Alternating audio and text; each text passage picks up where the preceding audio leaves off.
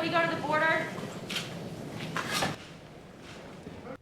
Silence. President Biden once again dodging questions on whether he plans to visit the southern border, as a steady stream of migrants crossing into the United States shows little sign of slowing down. From immigration to foreign policy to the economy, the problems keep piling up for the president. Let's bring in Karl Rove, Fox News contributor and former White House Deputy Chief of Staff. One of the things here we have is Bill McGurn's headline from the Wall Street Journal saying Joe Biden's lose-lose week. Failure to pass his agenda could sink his presidency, but so could passing it. So is the White House in a pickle? They are in a pickle, and I think our former White House colleague put his finger right on it. Remember, roll back the tape. It's 2009 and 2010, and they passed the stimulus bill and they passed the Affordable Care Act, and part of the theory is among Democrats that by passing these big achievements, they will gain the support of the voters in the 2010 midterms, and instead they get wiped out. And history is repeating itself. The problems with Obamacare and the problems with the stimulus bill were, first of all, process questions.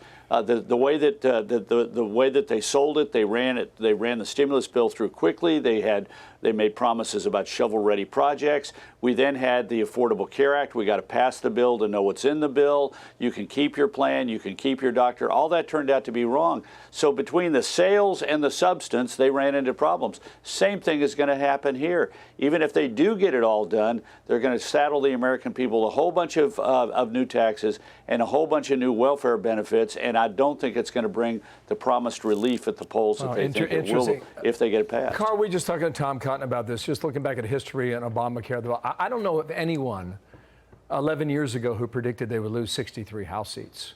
Remember, that was the day after President Obama came out and said that was a shellacking. I think it was the word he used. Right. Knowing that history, if you're a moderate Democrat and you're going to pay for the price for this, what do you do? Do you vote yes, or do you vote no and keep your job?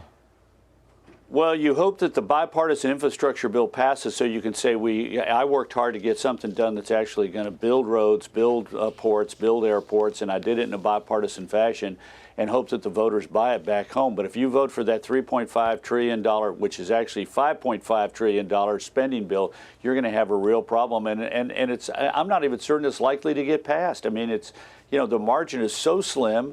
And you've got at least two Democrats in the Senate who said, "I'm not for it." I mean, think about this: they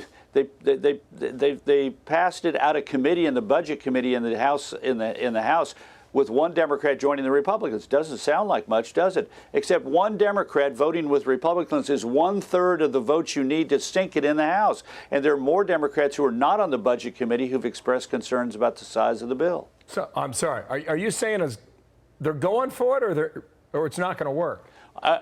Well, I'm not certain it's going to work because their margin is so slim in the House. If they lose 3 Democrats in the House who vote with the Republicans, the $3.5 trillion bill goes down. And they've already had one Democrat who's a member of the Budget Committee. That's only a part of the House who voted against the bill and said, I don't even want to send it to the floor for a vote. Do you think Peters of California, having done that in the Budget Committee, is now going to turn around and vote for the bill on the floor of the House? No. So they lose 2 more Democrats on the floor of the House, and that bill goes down. That's why I think that they're going to get the infrastructure bill done. They already got several Republicans to vote for that in the Senate. They know President Biden needs a win. They realize that the $3.5 trillion is possibly a political loser for them. And that's why I think Speaker Pelosi has made this basically common sense decision from her perspective to say to the progressives, we're going to go forward with infrastructure and y'all better vote for it or else all of us are going to lose. Yeah, I think she is trying to hold their feet to the fire. And look, remember, out of the $1.2 trillion bipartisan infrastructure bill, about $700 billion of it is the reauthorization of the Highway Trust Fund, which is routinely done every 5 years in a big bipartisan vote. Republicans and Democrats, going back to the 1950s, every 5 years we reauthorize the Highway Trust Fund. There's an interesting twist, however, this year, and that is the bipartisan infrastructure bill it has the Senate version of the reauthorization. The House version of the reauthorization, sponsored by Peter DeFazio of Oregon, the chairman of the committee, says there shall be no additional capacity allowed in the federal interstate highway system in the monies that are going to be spent out of that $700 billion. That's the version that didn't make it into the bill. The Senate version says, yes, the Highway Trust Fund can continue to expand the capacity on existing federal interstates and create new interstates. Like, for example, in South Texas, we're talking about creating Interstate 69. So there's a big difference here, and that is the Democrats in the House have got, in my view, an extreme version of the Highway Trust Fund.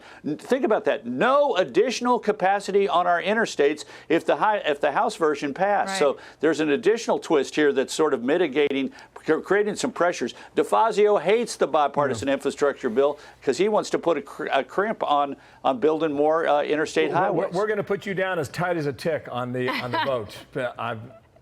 I agree. Super close. Could go there we either go. way.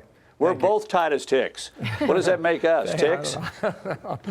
Hopefully not. TikTok, we got to go. Talk to you Bye, soon. Karl.